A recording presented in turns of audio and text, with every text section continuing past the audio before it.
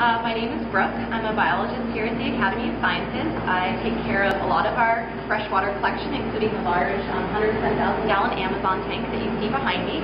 One of the other things I take care of are our freshwater stingray collection. So those are these guys right here. We have 5 freshwater stingrays.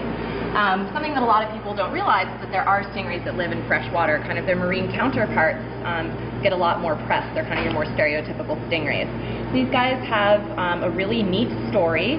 Evolutionarily, there's a little bit of debate about how they evolved, but the general consensus among experts seems to be that about 100 million years ago, the course of the Amazon, where these guys are found, is actually opposite from what it is today.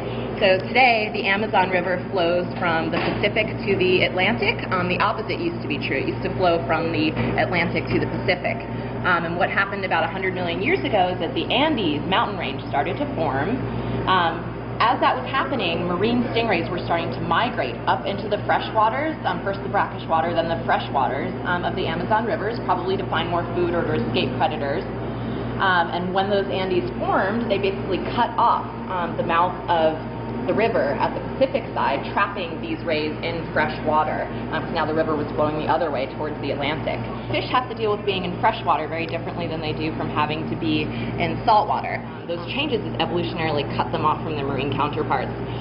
That's very unusual to see in terms of evolution because osmotic regulation is such a critical system for organisms that in general even the smallest change in that tends to be detrimental. So you usually don't see evolution kind of evolving in that way. So they're a really unique story evolutionarily. Also, something about stingrays we should probably touch on is the fact that they do have barbs. That's their primary defense mechanism. The barbs are located generally about halfway down their tail. These animals can have anywhere from 1 to 3 barbs at a time. They do shed those barbs, so they have an actual barb. That barb is encased in a sac of venom. When they envenomate something, that barb pierces the venom sac, allowing the venom to be injected into the victim. So extremely painful sting, generally not fatal for people, although some people will have anaphylactic or allergic reactions that can be fatal, but usually problems you have to deal with are just secondary infection. So today I'm going to be feeding them earthworms, which is one of their favorite foods. So in the wild they're preying on pretty much any type of invertebrate.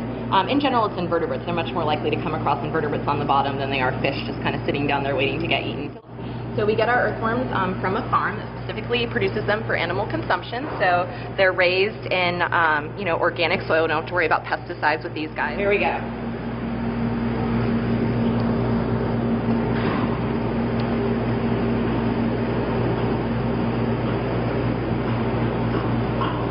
They should be right over.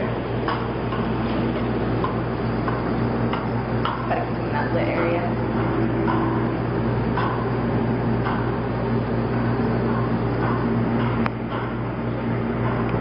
None of the stingrays are around the worms right now, but as those worms are moving around, those stingrays are going to detect that motion, and they should be over momentarily. We have 3 different species of stingrays on the exhibit right now. This is what we call, there she goes. So you can see she's just hoovering those up.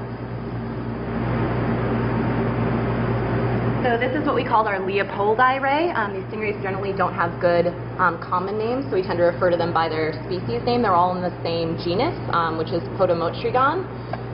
This is a Leopoldi. This is the rarest stingray that we have. We do have all females in here because we keep 3 different species. We don't want to keep a male with them because there is a risk for hybridization.